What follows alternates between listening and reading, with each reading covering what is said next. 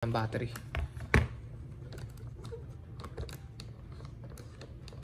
Yun.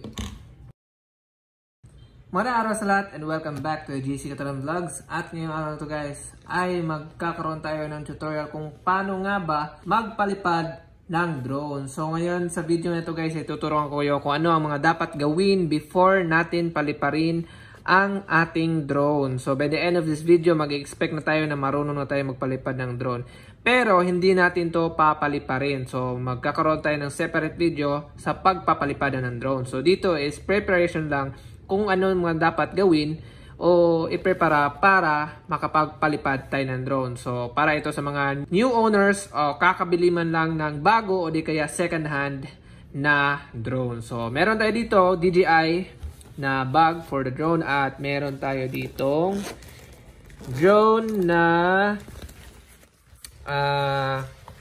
Mini 2 SE.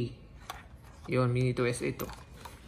So nabili ko siya this year lang, mga March siguro or April, I'm not sure. So kasama sa bag nito guys is ang Flymore combo which is FMC. May extra tayong dalawang battery at saka charger hub at mga tools, mga extra na propellers nandito sa bag. Mamaya ko na ipapakita. So ito lang muna ang pinaka-importante kasi ito ang ating i-check sa ngayon. So meron tayo dito aircraft. Ang unang gagawin natin is tatanggalin natin to. Diretso na tayo guys ha, para wala nang intro. Tatanggalin natin tong propeller guard, tas yung gimbal guard niya. So dapat talaga matanggal nyo tong gimbal guard niya. So meron tayong hawakan dito, tas ganun. Kasi pag na-turn on na ninyo, tas hindi nyo natanggal tong guard na to, is masisira ang inyong gimbal. Tsaka ganito siya guys para pa-extend yung arm niya. Left and right front arm. Ganyan. Tas yung left and right na rear arm niya is pag ganun ha, pag ganun. Pailalim. Yun. Baka magkamali kayo hindi pa napapalipad yung drone, is wala na, sira na yung drone mismo. So ito yung mismong aircraft niya. Medyo magaan pa siya kasi wala pa siyang battery. Dito natin nilalagay yung battery. So meron tayo dito yung USB Type-C port for charging and pwede nyo siya pang transfer ng file. And dito yung memory card slot niya. So may nalagay na ako memory card. Just push the button. Push the memory card para may labas and push it back para isalpak sa loob. So dito natin lalagay ang ating battery. Mag-ingat nga pala guys dapat dito na laging hawakan. Huwag nyo hawakan yung mismong gimbal niya kasi medyo medyo untouchable para hindi masira. So dito lalagay yung battery at kuha tayo battery dito. So kung kukuha kayo ng FMC guys, ganito tatlo ang kanyang battery at may charger hub. So meron ding standard version which is itong remote control at ang aircraft lang ang meron. Tas may isang battery, walang charger hub. So isang battery lang. So pwede nyo i-check kung ilang bars yung battery nyo sa charger hub nyo by pressing this button. Ayun. So full bars pa siya pero hindi yan talaga full bars. Check natin mamaya, makita natin yan sa Fly app. So kunin natin na isa. Ayun, medyo bawas na nga yung isa. Kasi matagal-tagal na ito na stock. So para makuha nyo guys, may para siyang clip dito. Ganun lang. Para ma-release tong edge clip. Yung. Tapos lalagay natin dito. Ganyan lang. Push. Yun. Then takip. Ayun. Siya nga pala guys, kailangan nyo pala ng cellphone dito kasi yung RC natin is N1 which is yung version 1 nila, wala pa tong Pero sa mga latest ngayon, M3, M4 o di kaya mga Mavic Pro Max parang cellphone, is may mga screen na dito. Pero ito is yung standard version lang, yung N1 ata kung hindi ako nagkakamali. So kailangan din yung phone. So dito na ilalagay ang inyong phone. Yun, may cellphone holder dito. Tapos para may connect siya sa ating RC is may cable dito. Yun, kita nyo. Sabi yun. Yung so pwede kayo magpalit ng cable kung anong cellphone ang gamit nyo. Sa akin is iPhone. So may lighting cable tayo. pwede rin ito matanggal para lagyan nyo ng ibang, ayun, cord. May extra cord tong dala for type C and USB type. Asan ba yun? So may mga extra propellers nga pala siya guys. Ayun. So nagamit ko na yung iba. So gamit ko pala tong drone na to for almost a year, and gamit ko siya sa mga print-up, deboost, and wedding shots. So ito may extra siyang type C to USB. So dyan mo na yan. So may isa pa yun, hindi ko na nailagay dito sa bag kasi ginagamit ko sa ibang bagay. So may andala pa lang siyang guys, screwdriver. Asan ba yung screwdriver na yun? Para pangpalit nyo ng kanyang propeller. So asan na tayo? So ilalagay pala natin yung phone natin dito. So yun. Ayun, lalagay natin to dito. Yung. Tapos lalagay natin ng phone. Siya nga pala guys, kailangan nyo ng kailangan nyo ng app sa phone nyo, which is itong DJI Fly app. Asan ba yun? Ayun. DJI Fly app para paliparin ang inyong DJI drone. So, kung iOS ang gamit nyo, makikita nyo ito sa App Store. Kung sa mga Android is hindi nyo ito makikita sa App Store, kailangan ito i-download sa mismong website nila. Don't you worry, free lang naman yun. So, ito ilalagay natin. So, mamaya natin i-on yung RCI. Lalagay mo natin yung yung cellphone. Tapos, kakabit natin yung kanyang wire. Yung. Tapos, yung joystick nga pala guys, andito sa ilalim. So, kaya wala pala siya. Hindi siya yan. So, kakabit muna natin bago natin i-turn on lahat. No? Ano ba yan? Hindi may kabit. So, ayun. First is turn on muna natin yung aircraft mismo. Ay, ano ba yan? Hindi ko naturo sa inyo. So, dito pala yung power button niya sa ilalim. Dalawang pindot. Unang pindot is unang pindot, yan. Tapos, pangalawang pindot is hold. Kita nyo yung ilaw. Tapos, release na. Kita nyo yan kasi gumaganyan. So, importante talaga matanggal yung gimbal guard niya para hindi madamage yung gimbal nyo. Kasi pag to-turn on nyo, tapos hindi nyo natanggal ito is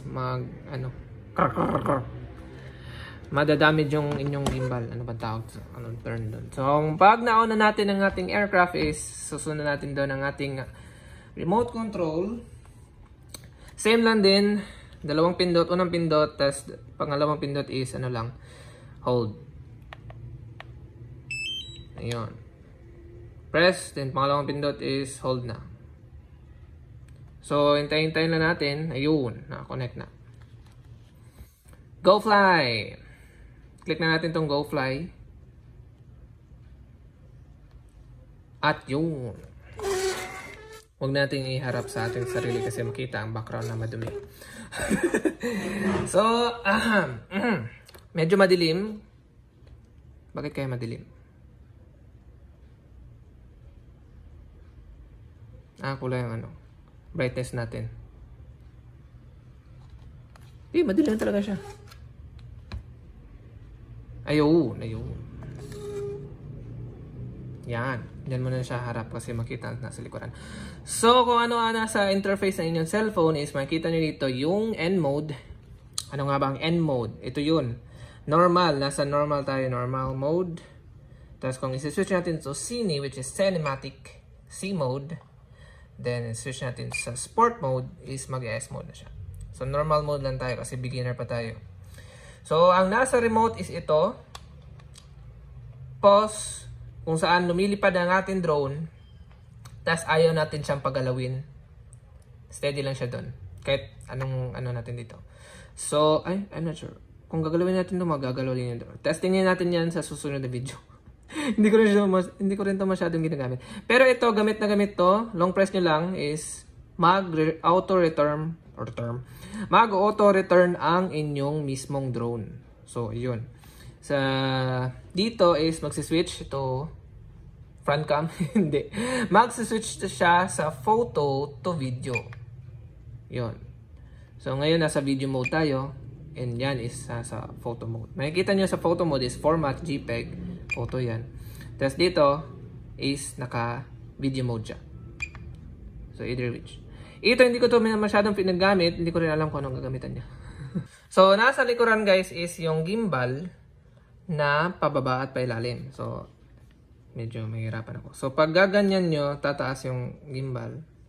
Ay bababa pala. Pag gaganyan nyo, papunta dito. So makita nyo dito yung ano niya. Galaw ng kanyang gimbal. Ayun, pailalim. Tilt pababa, tapos pabalik doon is pataas. Pababa, pataas. Ganon.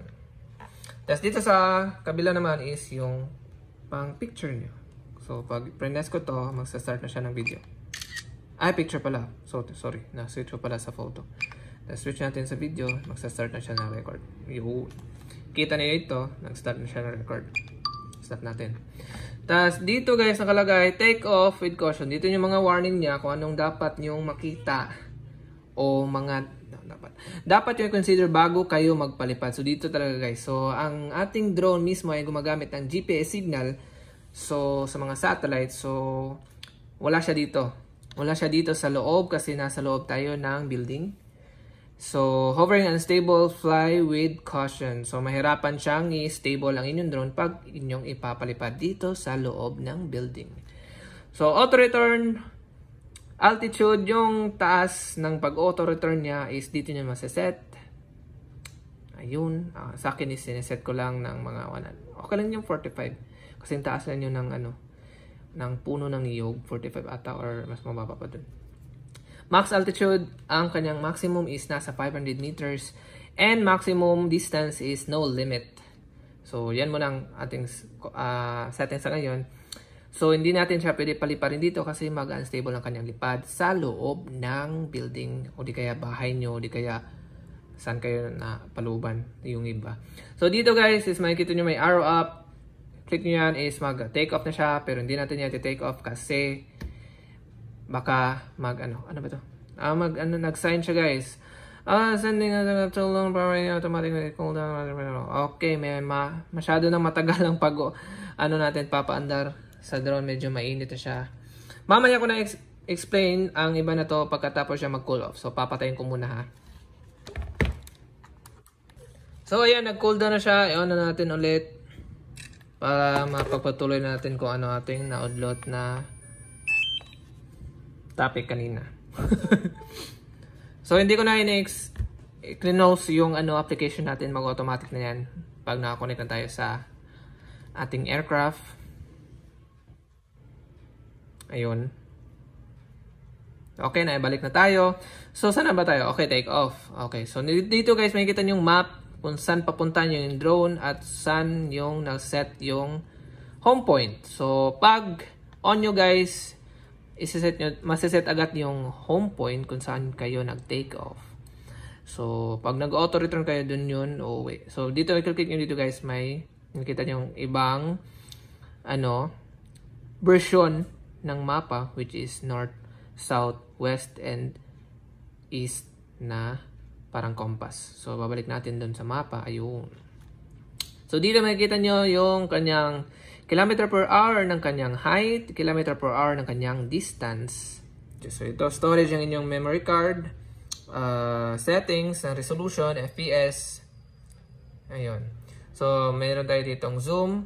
Times 2 lang to meron. Times 3 pero hindi na siya masyadong malinaw. May noise. So dito guys, makikita natin ang battery percentage nasa 91% pa. And yung oras o minuto na nalalabi sa kanyang paglipad. RC signal, nakita nyo dito yung bars and satellite. So dito guys, magbabase tayo ng mga 8, 10 ata. 10 yata minimum bago tayo makapagpalipad sa ating drone. So makikita natin dito. Ayun. So, meron tayong bago dito guys. Bagong warning. Unable to take off. GPS signal low. Aircraft unable to auto hover and take off. Restricted move to environment adequate light. So, medyo mahirapan tayong magpalipad pag medyo madilim, no? Kasi, ang sensors ng ating Mini 2 SE is 2 lang. So, nasa ilalim lang. So, nasubukan ko rin magpalipad ng gabi and medyo nahirapan tayo. So, nawala na yung ano kasi medyo nailawan na yung dalawa nating sensors sa camera sa ilalim. So, ano ba? Iba. Dito guys, makikita natin dito sa tatlong dot sa gilid is yung iba pa niyang mga settings. So, dito safety, sa mga max altitude, max distance. So, kayo na bahala ano dito guys. Ang importante lang dito is yung makalibrate yung compass, IMU, at saka yung gimbal. Andito yung gimbal sa camera. Para sa magandang kuha. Asan ba yun? Asan yung camera?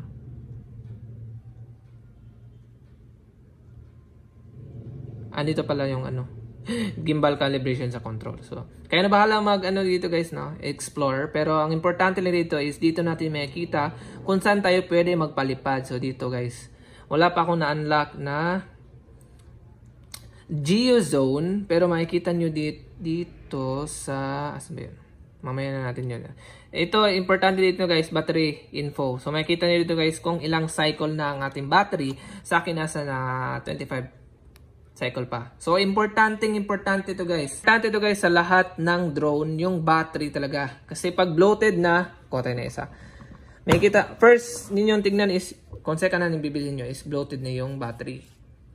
Kung hindi pa, check nyo dito guys. Kung ilang cycle na. Kasi napaka-importante yan. Kasi kung bloated na, kahit 93% pa yan, di kayo 100% pa yung nakalagay dyan, may chance na mag-auto-fail lang yung kanyang battery kasi bloated na. Hindi na siya stable ang kanyang electricity sa loob. So, balik tayo doon. So, 25 cycles is not bad para sa akin kasi ilang buwan ko na lang itong ginagamit. And, for me, nasa mga 30 minutes pa ang kanyang lipad. Pag, hindi na kayo overheat na. Stop recording, stop cool down before use. Medyo matagal-tagal na rin init. So, kaya na bahala mag-explore dito guys. Importante lang is yung battery info. And kung magpapalipad na kayo is compass, calibration and IMU calibration. And yun, dito sa control, yung gimbal calibration para straight yung inyong gimbal. So, dito sa camera, gusto nyong anti-flicker, auto ba, grid lines, sa akin nilagyan ko nito. Pwede na tanggalin yan. Auto wet, balance, ayan, naka-auto ako. SD card, catch recording, ilang catch ba, mas maganda, mas malaki para hindi kayo magambala pag chine-check nyo yung catch nyo. So yes, na-record din dito guys sa mismong cellphone nyo ang inyong na-record sa memory. Pag nag-start recording na kayo, pero hindi ito ma-record. Mapupunta yun sa catch, hindi kaya catch, and hindi siya masyadong malinaw kaysa dun ko sa SD card. Ginagawa lang yun para in case of emergency, mawala yung drone nyo, is matrack lang ninyo. Pero meron din naman ditong find drone. Asa may find drone? Andito lang yun, find drone. Ayun, wala. Nag-shutdown ang ating drone. Kasi sobrang init na, i-cool down ko muna, tatanggalin ko muna ng battery.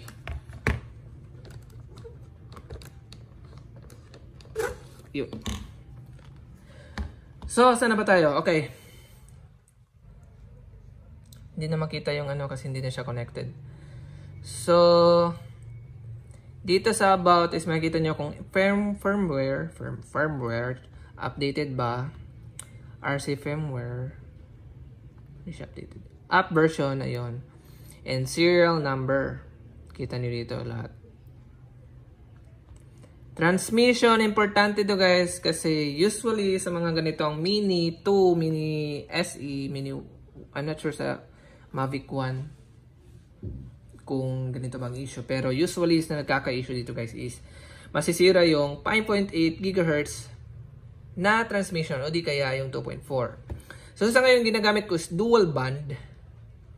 So magsiswitch siya into 2.4 or di kaya 5.8. So mas malawak ang aking lipad. So, sum up natin kung ano nga ba ang ating i-check. So, sa mga bibili ng second hand dyan, check nyo yung transmission niya, yung 2.4, di kaya 5.8, kung gumagana ba. Yung battery niya, kung bloated nga ba or ilang cycles na. Mga 30 below cycles is okay pa naman. Basta hindi siya bloated. Tapos sa mismong drone guys, check nyo kung may crack nga ba sa kanyang, aray, ang tigas. May crack nga ba sa kanyang casing, hindi kaya umaalog na yung kanyang motors. Kasi sa akin is, na-crash na to guys. Papakita ko sa inyo yung paano ko inayos to. Na-crash na to, ilang ulit na to na-crash. Kasi first timer din akong gumamit ng drone. Hindi ako natutok pag hindi ako naka-experience na mag-crash yung drone. So dito napalitan ko to kasi na-crack to. So usually dito siya magka-crack guys. Check nyo talaga lalo na pag second hand yung bibilin nyo. Pag may crack na dito. So makikita nyo may mga ano na nga, may mga konting rust na nga sa aking motors kasi ginagamit ko rin to kahit umaambon. Talagang gamit na ng drone na to. So ayun oh. Kita nyo may konting rust. So check nyo guys pag may mga crack kasi usually pag binibenta ng mura is hindi nila sinasabi yung totoong issue. Tas, ayun, yun lang siguro, no? Kasi yung mga propellers, kaya, makikita natin yun lahat pag papaliparan na natin. So, abang-abangan nyo na sa susunod videos. So, yun lang sa kung anong dapat gawin bago natin palipad ang ating drone. So, sa susunod na video is papaliparin na natin to sa outdoor. Mahirapan tayo magpalipad dito sa loob kasi unable to hover stable ang ating drone dito sa loob kasi wala siyang GPS signal. So, kung may iba pa kayong katanungan, baka may sagot natin sa susunod na video, di kaya sa comment section na lang. Ayun. So, maraming salamat sa panonood and see you guys next vlog. Ay, teka nga pala, tuturuan ko yung kung paano i-shutdown. So, ito, turn na natin ulit. Paano i-shutdown ang drone? So, sa RC muna tayo kasi hindi pa na-on yung ano. So, sa RC is, same lang pag on nyo. So, first click, then second click is long press. Yun. Yun lang. Same lang dito. Yun. First press, then long press. Ayun.